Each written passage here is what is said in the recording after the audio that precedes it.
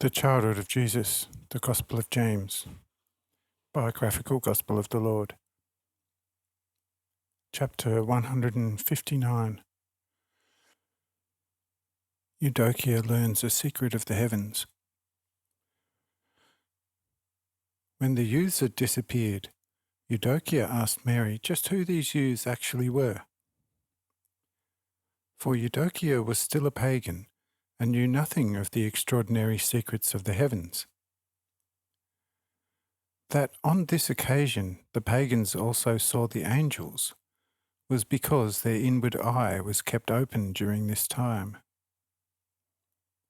And the disappearance of the angels, therefore, was nothing else than the closing of the inward spiritual vision. For which reason it also seemed to Eudokia, after their disappearance, as if she had awakened from a deep sleep. She now felt quite natural again, and everything she had seen, heard, and done throughout the whole day seemed to her like a most vivid dream. Her question to Mary is thus understandable, since she now perceived with her natural senses again.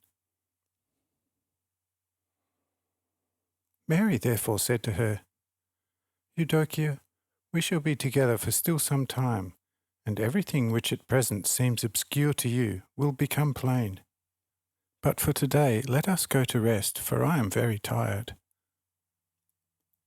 Eudokia appeared to be satisfied with this consolation, but her eagerness to know grew in her heart. Joseph now said, "My children, night has come. Lock the gates and go to rest.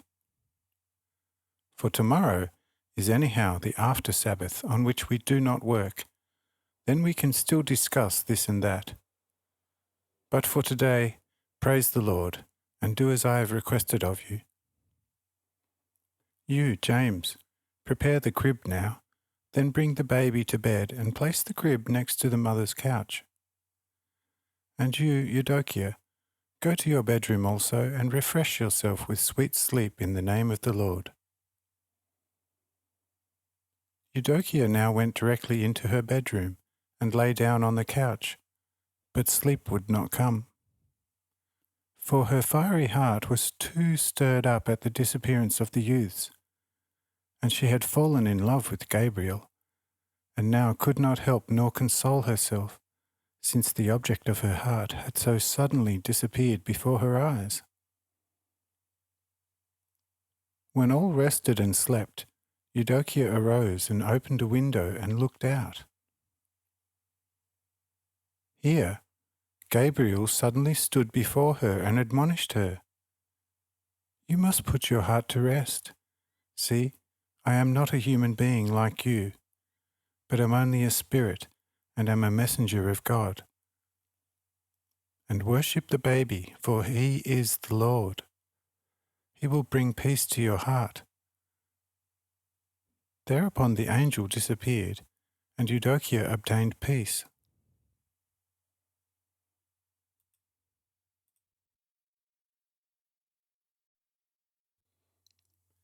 Chapter 160.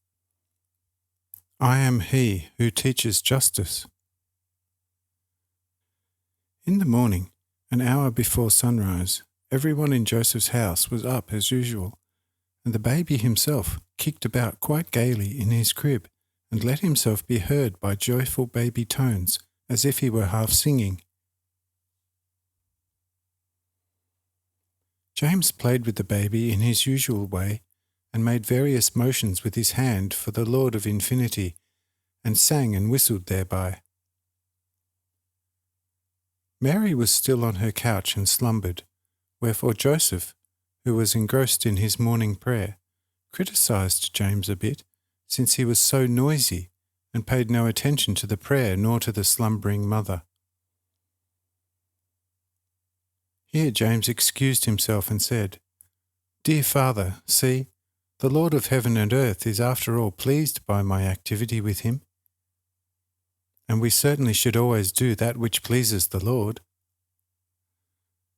See, the Lord is pleased with what I am doing. Why then are you displeased with it? Now mother would surely not slumber as well if we two, the baby and I, were not thus noisy. I beg you, dear father, to consider me excused in that, and not to blame me further if I, in my calling, sometimes seem unrestrained to you, but still please the Lord thereby. Joseph agreed. Yes, everything is all right, and I like to see that you keep the baby good company. Only you must not make so much noise in the future when you see that someone still sleeps and someone else is engrossed in prayer to God. James thanked Joseph for this admonition, then asked him, saying, When you pray to God, as you have just done, to what sort of a God do you pray? From what I now know about this baby, no other greater or more true God can possibly exist than this baby following the most emphatic witness from the heavens. And if according to the prophets and according to the many marvelous testimonies, that is the case, when it is stated by the prophet, Who is he that comes from Edom, with reddish clothes from Basra, who is so adorned in his garments and walks about in his great power? It is I, who teach justice and am a champion to save. Father, the baby yesterday referred to himself with these words in front of you. Just who is he?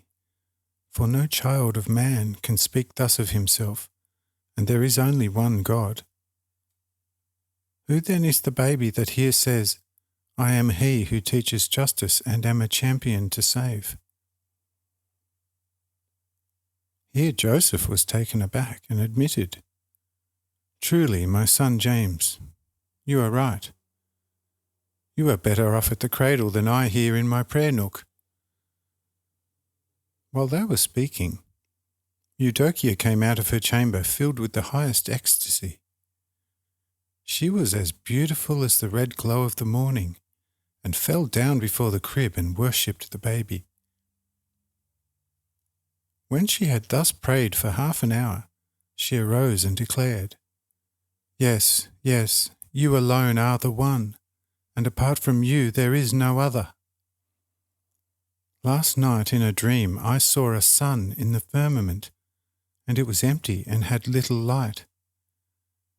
Then I saw this baby on the earth, and he shone like 1,000 suns, and a powerful ray went out from him over to the empty sun, and illuminated it through and through. In this ray I saw the angels which were here soar up and down. Their number was infinite, and their faces were incessantly turned toward the baby. Oh, how majestic that was! This tale brought Joseph completely out of his prayer nook, and he now also held the baby in greatest esteem and often prayed at the crib.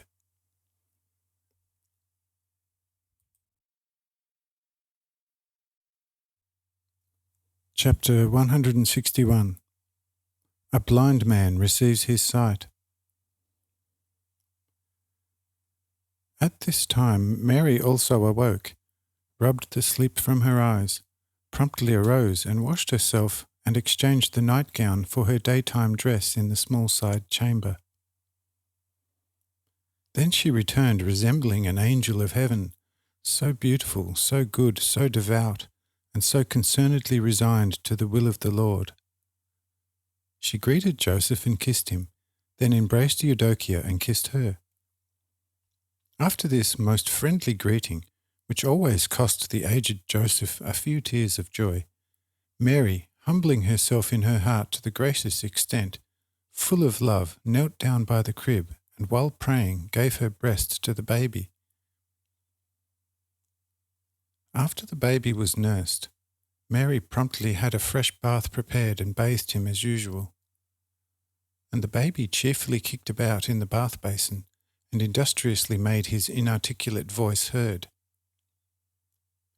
When he was bathed and dried When he was bathed and dried and again put into fresh little garments and foot wrappings, Mary asked the baby how he felt, and whether the fresh little garments made him feel good. For she well knew that the baby could speak, and that with divine wisdom.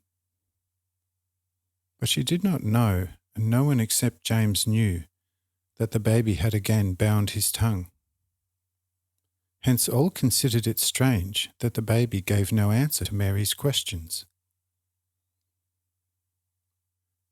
Mary thereupon implored the baby to speak only a little, but the baby occupied himself with his inarticulate voice in which there was no semblance of a word.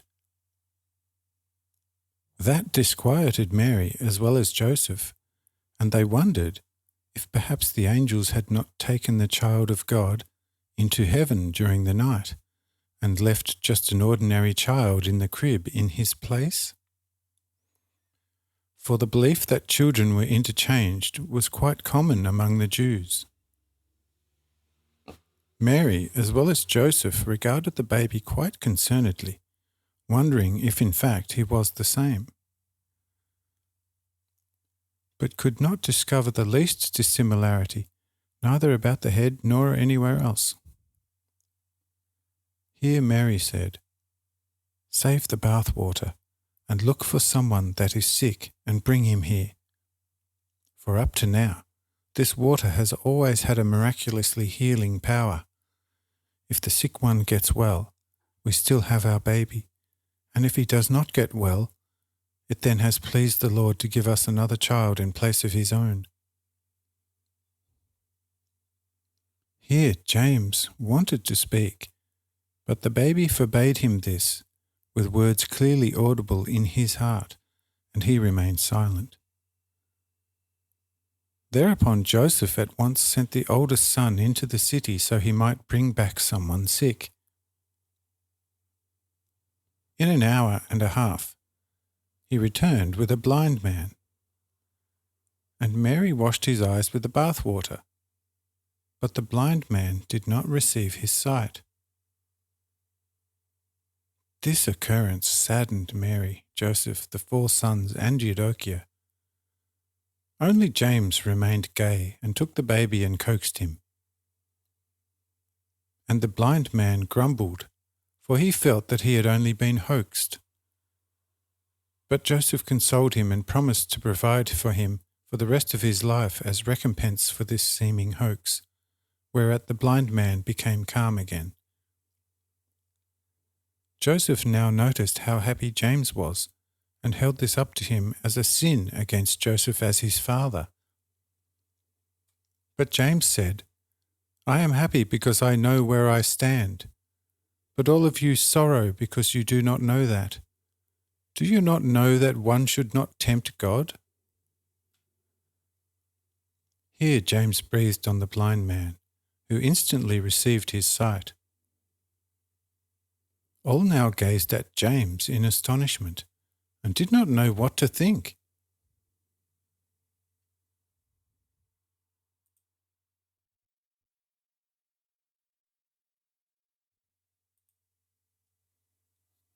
Chapter 162. James explains a passage from David. After a while, Joseph went closer to James and asked him from whence such power in his breath came. And James answered, "Dear Father, I heard a voice within me which said to me, 'Breathe the blind man in the face, and he will be given perfect sight again.'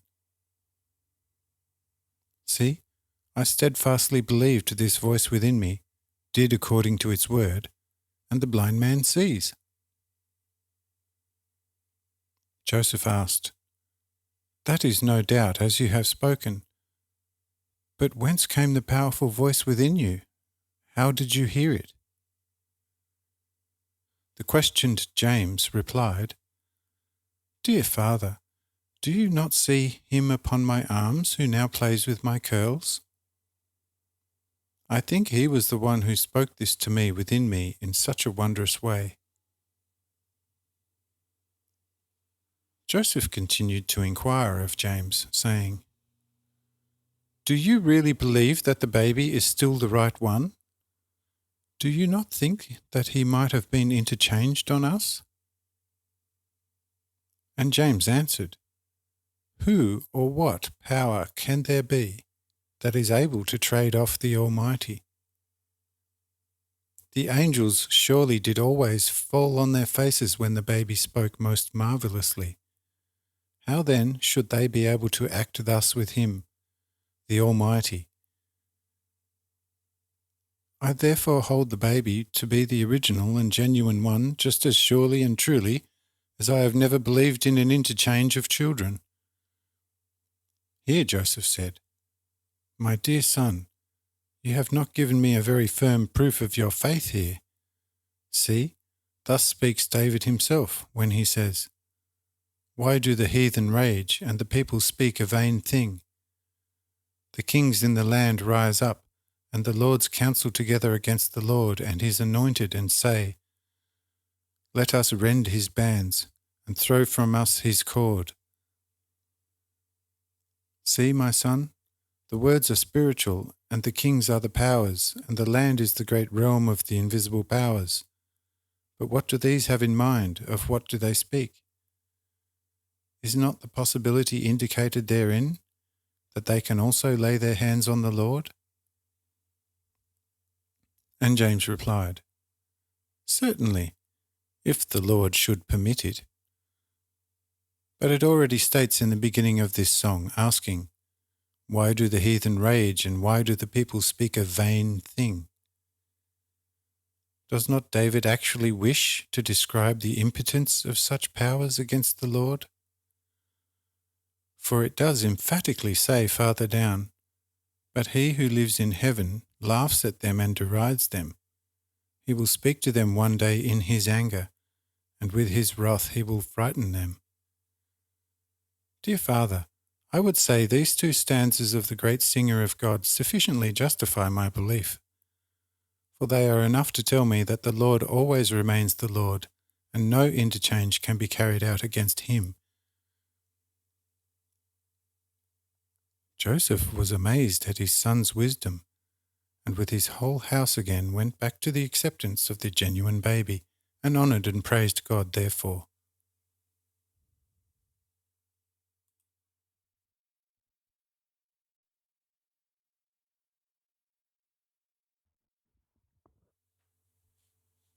Chapter 163. The Arrival of the Children from Tyre. Thus everything in Joseph's house was back in its good old order again. Joseph and his sons made all sorts of little wooden utensils and sold these to the inhabitants of the city at very reasonable prices. This of course they did after first attending to their usual household duties.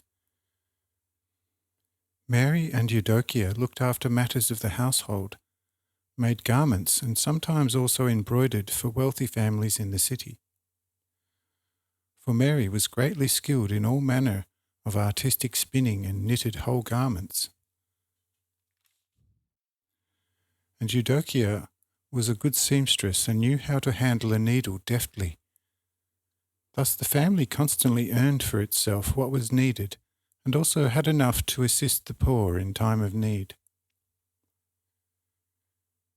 It was 3 months before the 8 children arrived from Tyre, led by trusted friends of Cyrenius, who brought along an enormous allowance consisting of 800 pounds of gold.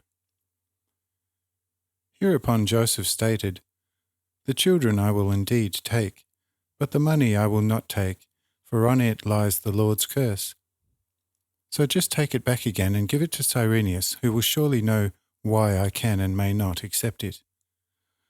Deliver my blessing and my greeting to him, and tell him that I accompanied him in the Spirit on his journey homeward, and was a witness of all that happened to him, and have blessed him at all times where any danger threatened him. He shall not be concerned over the loss of the 3 animals on the island of Crete, for thus has the Lord, whom he knows, willed it. Joseph then blessed the friends of Cyrenius, and took over the 8 children with great joy, who immediately felt very much at home in Joseph's house. Thereupon the friends of Cyrenius again took the gold and quickly went back to Tyre. Joseph praised God for the addition of these children to his care, blessed them, and turned them over to Mary's guidance, for Mary was an extremely well-versed schoolmistress, since she had been instructed in all manner of things in the temple. And the children learned to read and write in Greek, Hebrew, and also Latin, for almost everyone had to be able to speak these three languages in that era, and also write them on occasion, since the Roman language in that day was what the Gaelic is today, and had to be included as part of a better education.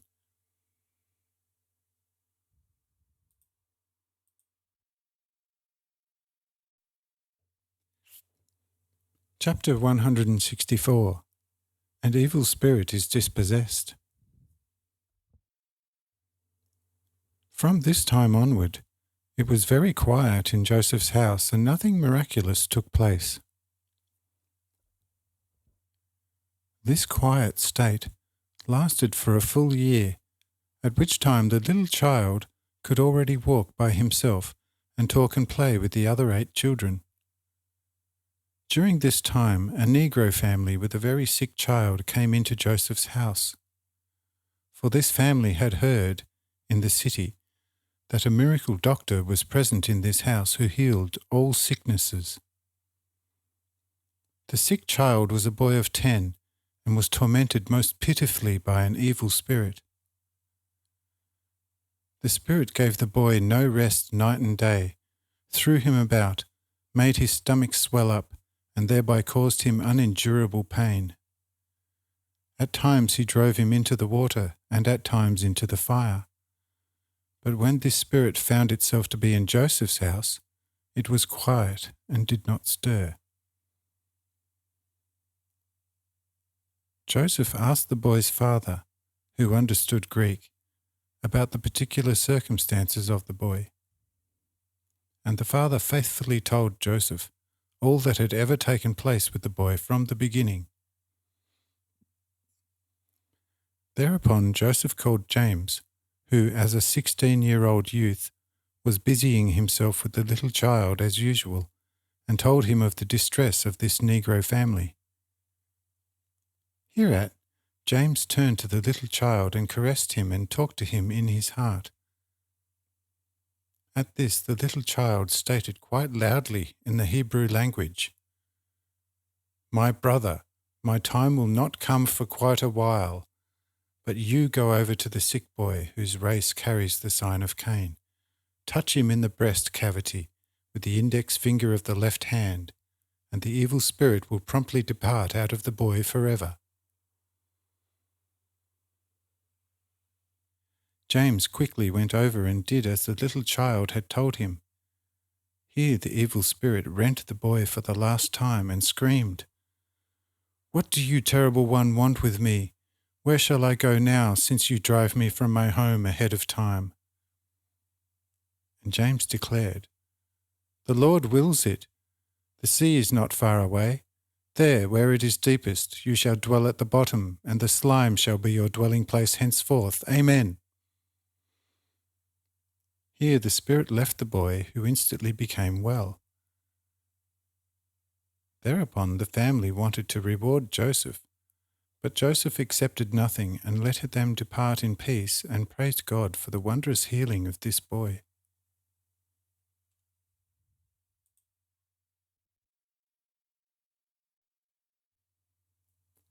Chapter 165. Christophorus, the giant fisherman. From this event onward, another half year went by very peacefully, and nothing miraculous took place. For the little child, by means of his inner power, scrupulously avoided everything which might have given occasion for any miracle. He was lively and played with the other children when these had time.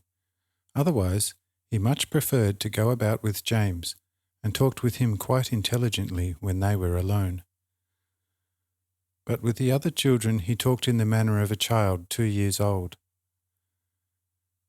In that region there lived an emigrant Jew who made fishing in the nearby sea his means of livelihood. This Jew was of very great stature and was tremendously strong. On the morning of a day before the Sabbath, soon after breakfast, James took the little child and, with Joseph's permission, went to visit this Jew who lived a good hour away from Joseph's house in a straight line. James went because this Jew had already invited him a number of times, and because the little child had secretly told him to go there.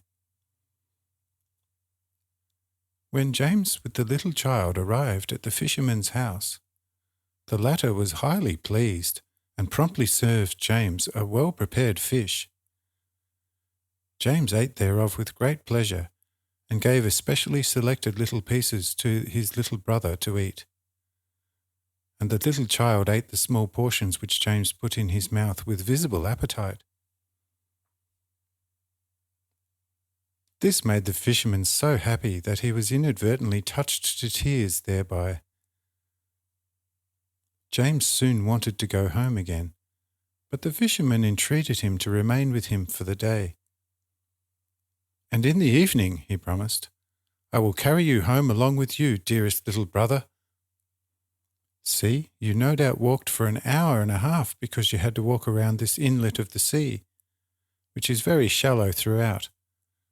But I am nearly 2 fathoms tall. The water hardly comes up to my body in its deepest part. I shall take you and the child on my arm, wade through the inlet with you, and will then bring you both home along with a generous number of the choicest fresh fish in a short quarter hour." Here the little child said, "Jonathan, your intention is good, but what if I and my brother become too heavy for you?"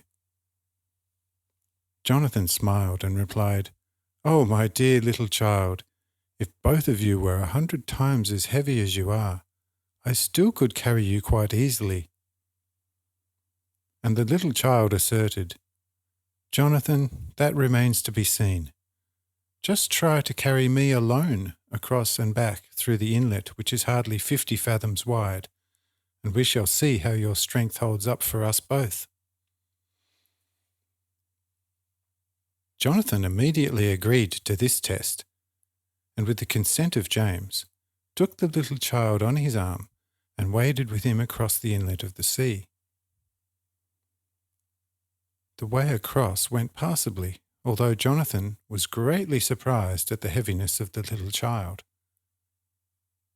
But on the way back, the little child became so heavy that Jonathan found it necessary to take up a strong beam with which, by using it as a support, he was able to bring the little child to shore only with the greatest difficulty in the world.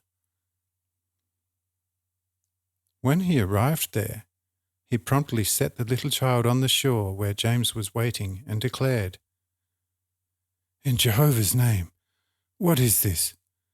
The whole world cannot be heavier than this child." And the little child smilingly agreed, "That is surely so, for you now have also carried far more than the whole world amounts to." And Jonathan, barely recovering, asked, "How am I to take that?" But James said, "Dear Jonathan, take the fish and come along with us on dry land to our home, and remain with us for the night. Tomorrow you will be enlightened about this." Thereupon Jonathan took 3 containers of the choicest fish, and that morning accompanied the 2 home to Joseph, who received him with great joy, for they had been school friends in their childhood.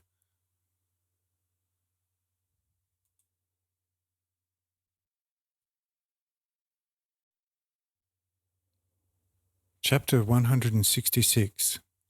Why Jonathan carried more than the whole world. Jonathan gave the 3 containers of fish over to Joseph, with which he made him very happy, for Joseph was very fond of fish. He then inquired of Joseph, "My very dear childhood friend, do tell me what sort of a child you have. Surely he is at the most 2 to 3 years old?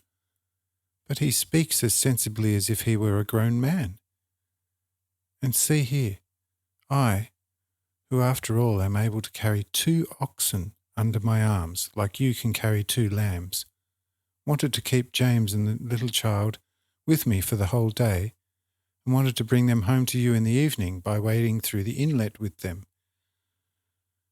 When I made this wish known to James, the little child spoke to me and said to my not small surprise, "Jonathan, your intention is good, but what if we get too heavy for you?"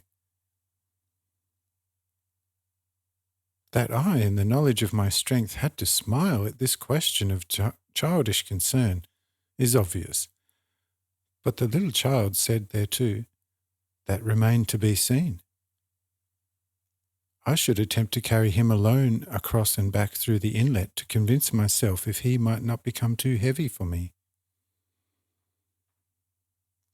With the permission of James, I took the little child on my arm and carried him through the water. The way across was still bearable, but on the way back, I had to take a pole on which I supported myself, and only with the greatest difficulty in the world did I get to the opposite shore. For truly, dear friend, you can believe me, the child was so terribly heavy that I actually believed the weight of a world lay on my arms. When I reached the shore and had quickly given the little child over to James and was recovering a bit, I then asked James how it was that this child weighed more than a world. Here the child again said, unasked, that I now had carried more than if I had carried a whole world. Friend, your James has been a witness to all that.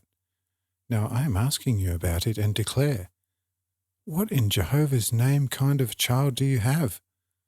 Truly, that belongs to the supernatural. Here Joseph cautioned Jonathan, "If you could be as silent as a stone wall, contrariwise your life would be in great danger. I would indeed tell you something, my old, most upright friend." And Jonathan took an oath and exclaimed, "By God and all the heavens, I would rather die in the fire 1,000 times than to ever betray you with a syllable." At this Joseph took him along on his favourite hill, and told him the whole truth in the matter concerning the little child, of which Jonathan did not know a syllable up to then. As soon as he had heard this presented in a brief manner, fell down on his knees, and from the hill worshipped the little child, who just then was romping about in the centre of the other 8 children, and declared at the end of his long prayer, "O blissful joy of joys! My God, my Maker has visited me. I have carried him who carries all the world and all the heavens upon my arms. O endless grace of graces! O earth, are you then worthy of such grace?" Yes, now I understand the words of the child of God.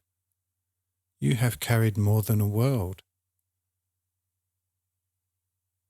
Thereupon Jonathan fell silent, and for an hour long could not bring forth a word from his mouth in his great happiness.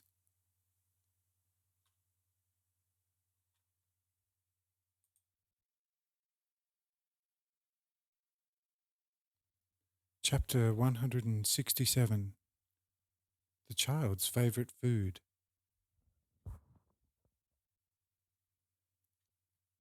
When Jonathan had completed his devotion in such wholehearted manner, Joseph said to him, "My very dear friend, you dwell alone in your hut with your 3 helpers. Today, on the day before the Sabbath, you will not catch any more fish anyhow, so remain with me today as well as for the Sabbath tomorrow." Jonathan answered, "Yes, my friend and brother. If the child of God were not here, I would indeed like to remain with you. But you see, I am a sinful person and am unclean in all my parts and limbs, and since I live among the heathen, I have hardly thought about the precepts of Moses and lived more like a pagan than a Jew. Thus I cannot remain where the Most Holy One dwells. And Joseph said, Brother, your argument is good, but it is not acceptable with me. See, the Lord, who shows himself so gracious even against all the heathen, will surely show himself to be still more gracious to you, since you are a penitent Jew.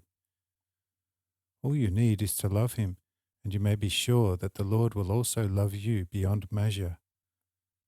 You see, the 8 children and Eudokia are pagans, and for all that, the little child associates with them and loves them beyond measure. So he will also accept you ever so lovingly, and will concern himself with you as with his best friend.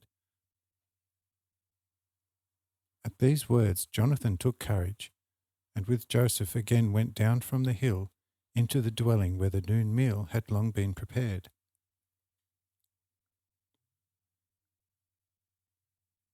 Joseph now called everyone to the table, and Mary took the little child and, as usual, sat down at the table next to Joseph. But the little child did not want to partake of the milk dish prepared for him. Mary was concerned at this, for she supposed that something was wrong with the little child. Here the little child said, Why are you concerned about me? See, Jonathan brought me a better food. This I shall eat, and this will truly satisfy my hunger. Mary thereupon thought the fish were meant, which were put on the table last. And the little child stated, Mary, you did not understand me, for I do not mean the fish, although they naturally taste better than this milk of yesterday, which has already gone sour, and which Joel took in place of fresh milk to cook a mush for me. But the great humility and the great love of Jonathan's heart, which he has already demonstrated to me on a number of occasions without knowing me, that is what I mean. I tell you, Mary, Jonathan is a strong man in his limbs, but the love of his heart is still much stronger. And this his love for me is the hearty fare which now satisfies me. I shall also eat of his fish, but I do not want this sour mush. This made Jonathan so happy that he began to weep aloud.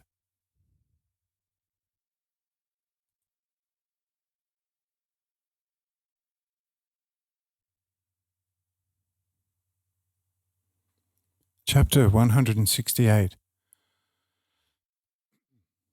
A lesson in love, gentleness and patience. Here Mary tasted the mush which Joel had prepared for the little child, and found that it was a bit sour and contained little gruel-like curds. At this she promptly called Joel, who was still quite busy frying fish in the kitchen. When he came, Mary sternly rebuked him, saying, Joel, just taste this mush. Do you really have so little regard for the child, for Father Joseph and for me, the loyal wife of your father, that you can do this to me?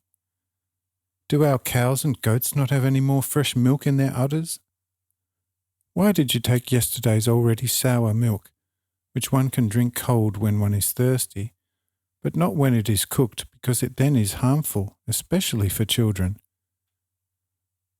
Joseph now also tasted the mush, and was all ready to give Joel a dressing down. But the little child sat erect and protested. Oh, you children of men, why do you want to outdo me everywhere? Was my remark about Joel not enough? Why do you want to fully condemn him after I have dealt with him? Do you suppose I have a liking for such severity on your part? Oh no. I am pleased only with love, gentleness of manner, and patience. Joel, to be sure, made himself liable to rebuke through his carelessness, which is why I promptly rebuked him with my critical remark. Now this rebuke is sufficient. To what purpose then is an additional rebuke and a dressing down on top of that? Every father does right when he punishes the naughty little children with the rod, but he should always be a wise and gentle teacher to his grown-up sons. Only, if a son were to rebel against his father, he shall be threatened. If he then changes his attitude, he shall be restored to the old harmony. But if he does not change his attitude, he shall be expelled from the house of the father and driven from the land of his fathers. Now Joel has not transgressed in anything. Only his desire to prepare the fish did not leave him enough time to have milked a goat. But from now on he surely will never do that again, so let everything be forgiven him. Thereupon the little child called Joel over to himself and admonished him, "Joel, if you love me as I love you, then do not cause your father and your mother any more such anxiety in the future." This so stirred Joel that he began to weep, and he fell on his knees and asked the little child, Mary and Joseph for forgiveness. And Joseph assured him, "Arise, my son. What the Lord forgives you, that is also forgiven you by me and by mother. Go now and see how the fish are doing." To this the little child quickly added, Yes, do go. Otherwise the fish will be over-fried, and then they would not be good, for I want to eat of them myself." This concern pleased the other 8 children so well that they laughed aloud for joy. And the little child laughed with them quite heartily, and put the entire company at the table in a very happy frame of mind, and Jonathan's eyes were filled with enraptured tears of joy.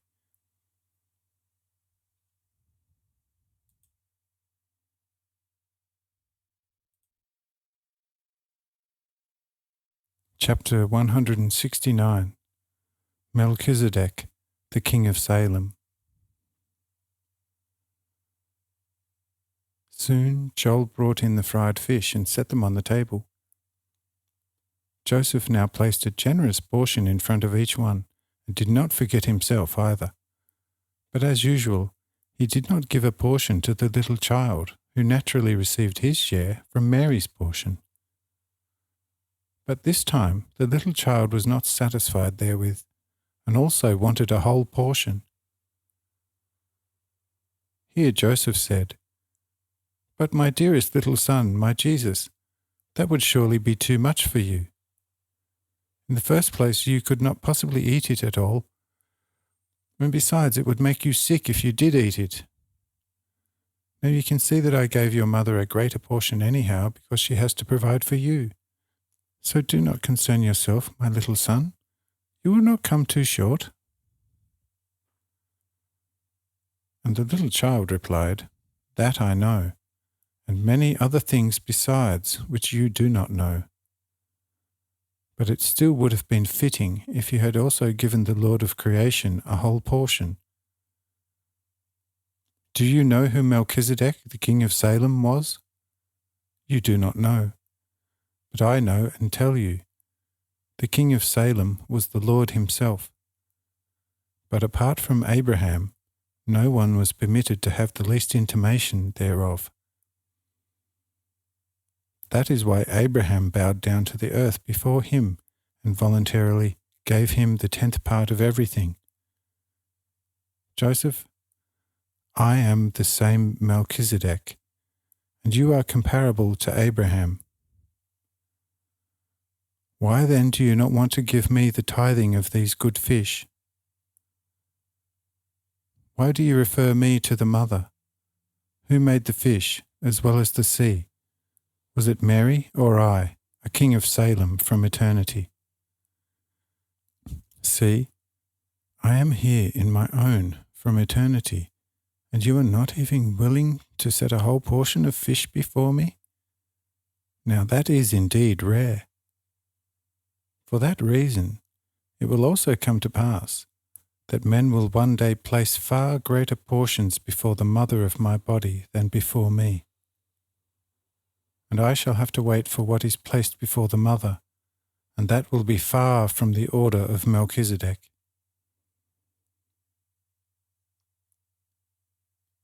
At this, Joseph did not know what he should answer thereto. He therefore promptly divided his portion and set the greater half in front of the little child. The little child now said, "Whoever gives me anything and keeps a part for himself, he does not know me. Whoever wishes to give to me, let him give me everything, otherwise I will not accept it." Here Joseph most gladly also set his portion before the little child. Thereupon the little child lifted his right hand, blessed the two portions, and stated, "Whoever gives me everything, he wins 100-fold.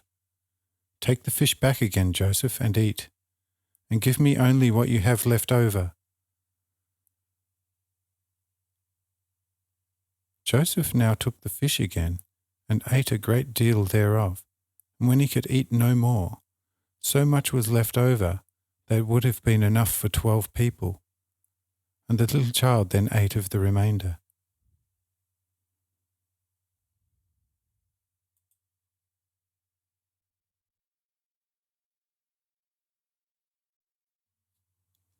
Chapter 170.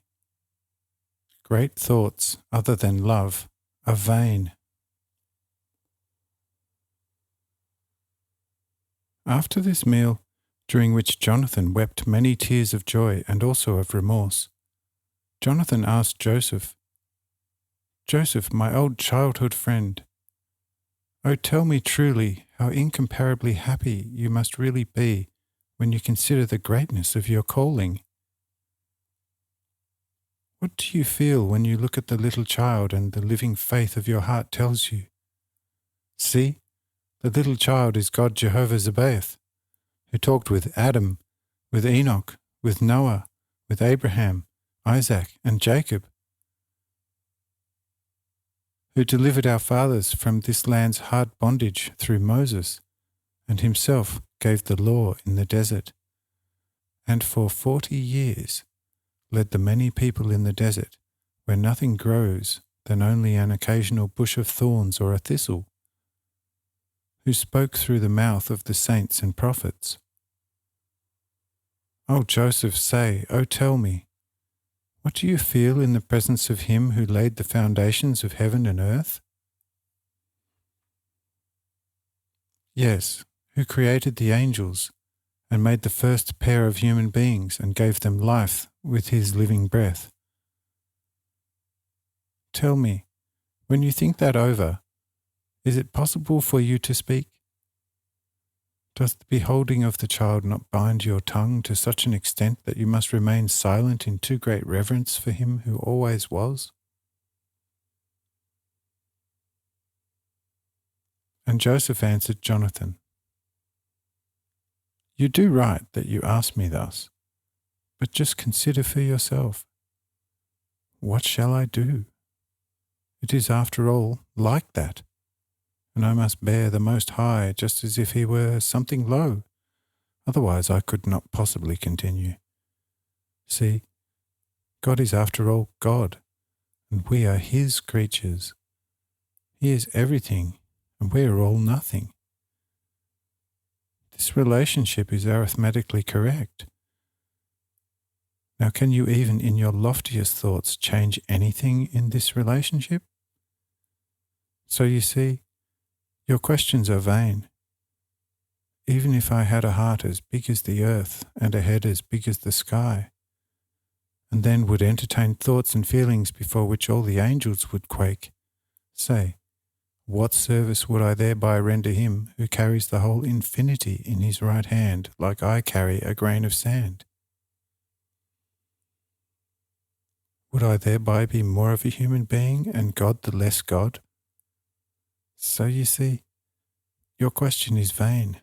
I can only love the little child with all my strength and render him the necessary service which he requires of me. All other dealing in great thoughts I lay aside because I well know my greatest and loftiest thought to be an utter vain nothing compared to God's greatness. This answer gave Jonathan thoughts of quite a different nature, and he afterwards asked Joseph no more such questions.